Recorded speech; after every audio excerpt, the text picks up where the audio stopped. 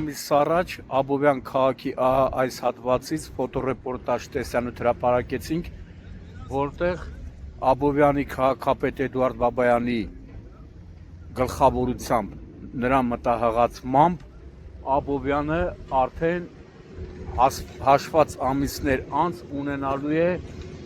թենիսի, հիմա կեր մի մաս ասում է դաշտ, մի մաս ասում է կորտեջ։ Թենիսի կորտեջ։ Քաղաքապետի հանձնարարականով մտահղացմամբ Աբովյանը ունենալու է